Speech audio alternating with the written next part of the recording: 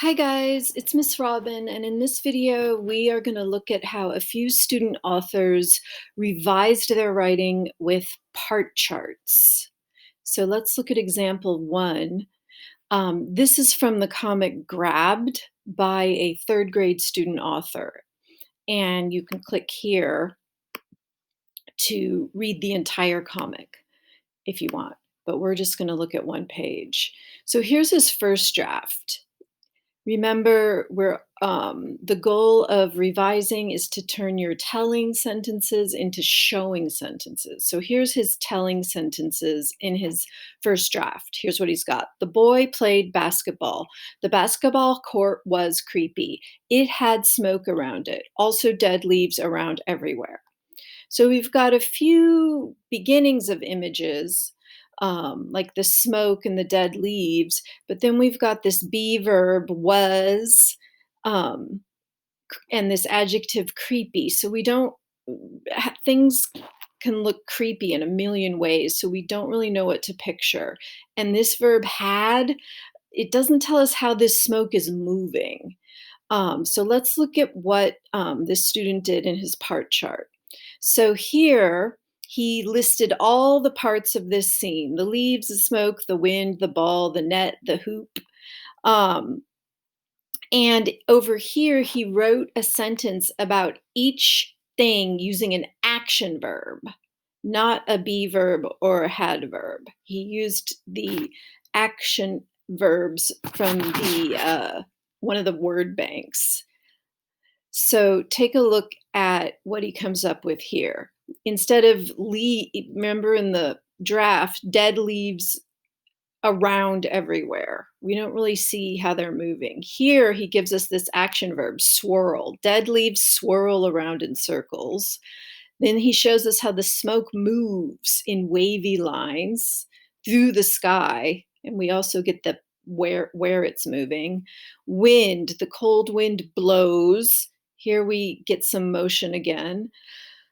And for the ball he didn't even mention in the court. Here he talks about the ball specifically. The boy's shot bounces off the rim. He actually doesn't use the word ball, he uses the word shot. The net swishes. We get a little image of the net there. Hoop, something sucks the ball into the hoop. So this story involves magic and science fiction. So if you read it, you'll see why this sucking is happening. So here's his final version of this page with the illustrations.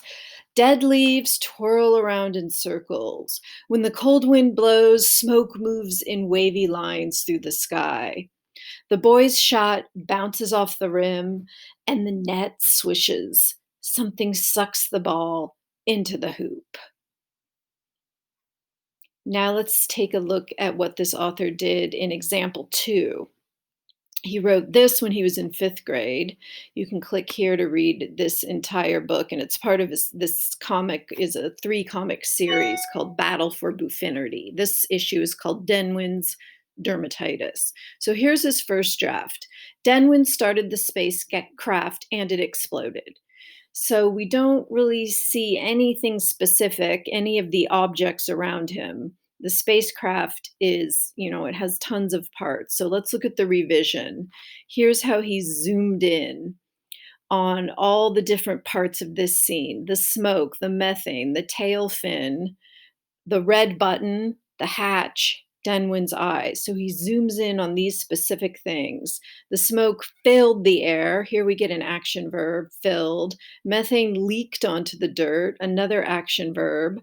Fire burst out of the tail fins, more action. He pressed a bright red button. He lifted up the hatch. He shut his eyes and scrunched them up. So here we've got all these action verbs showing how these things move. So here's the page, how this page appeared in the comic. Denwin got into the cockpit. Schizoiks pulled a lever and gave Denwin a thumbs up. Denwin took deep breaths. Kablam! He closed the hatch and pressed a bright red button, then shut his eyes and scrunched them up, preparing for takeoff. But nothing happened. He lifted up the hatch and stepped out. Smoke filled the air. Methane leaked onto the dirt. Fire burst out of one of the tail fins. Kablam! Okay, here's our last example. This is by a fifth grade student author from her comic called Homecoming. You can click here to read the whole thing if you want. Here's the first draft of one of the pages. I unwrap the cocoon and there's a dead body inside. It looks creepy and kind of happy. Okay, so unwrap, we have a little bit of action. This is a horror comic, so it involves dead bodies wrapped in cocoons. So if that's your thing, you might really enjoy this. But creepy and happy, those adjectives don't give us a sense of what things looked like or how they moved. So let's look at how she revised. She zoomed in on the eyes of the person doing the unwrapping, that person's fingers, the mouth. Now we really zoom in on their facial expression. A hint of fear spikes bloodshot eyes. So here she's showing us how the what the fear does to this person's eyes. Fingers tremble from inside a pocket. A broad grin splits a freckled face. So here we're seeing what the smile does to this girl's face. Splits. We've got spikes, trembles, splits. Some really precise action verbs to show us what to picture. So here's the final version, the final page of her comic. I bolt to his treehouse, tugging on the bell's rope so hard it nearly rips from the beam. No response. I climb up. On the floor inside, layers of frayed yarn encase a squirming creature like a cocoon, but huge. It's as big as me. I unwrap it, strand by strand, locks of green and blue umber-toned hair from a pale scalp, and fingers tremble from a pocket. A broad grin splits a freckled face. A hint of fear spikes bloodshot eyes.